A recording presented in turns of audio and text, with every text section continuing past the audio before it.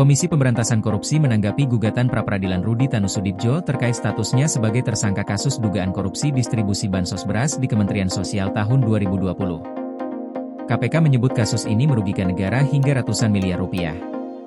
Kasus dugaan korupsi distribusi bansos ini telah diselidiki KPK sejak 2023. 6 orang sebelumnya telah ditetapkan tersangka, diadili, dan divonis bersalah, dengan hukuman penjara dan denda hingga puluhan miliar rupiah sebagai pengganti kerugian negara.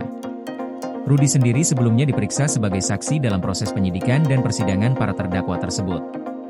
Pada Agustus 2025, KPK mengumumkan 5 tersangka baru, termasuk 2 korporasi, dan menyebut kerugian negara mencapai sekitar 200 miliar rupiah.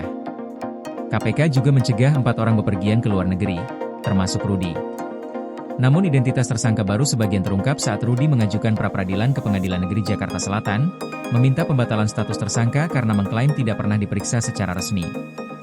KPK menegaskan dalam sidang bahwa Rudi bersama pihak lain secara melawan hukum menggunakan data dan aset PT Dosniroha dan PT Dosniroha Logistik untuk ikut mengatur proses penyaluran bansos beras. KPK menyebut perusahaan itu tidak memiliki kemampuan teknis menyalurkan bansos, sehingga penyaluran dialihkan ke 6 vendor lain di 15 provinsi. Rudi bersama mantan Menteri Sosial Juliari P. Batubara juga diduga merekayasa indeks harga penyaluran, sehingga terjadi selisih pembayaran yang merugikan negara. KPK menyebut PT Dosniroha Logistik mendapat keuntungan sekitar 108 miliar rupiah, dan total kerugian negara mencapai 221 miliar rupiah.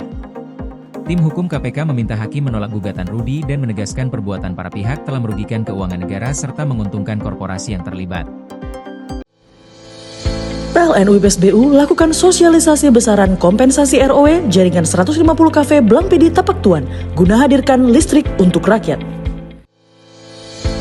UP2B Kaltimra, pastikan keandalan listrik untuk rakyat melalui strategi operasi adaptif dan skema pertahanan sistem.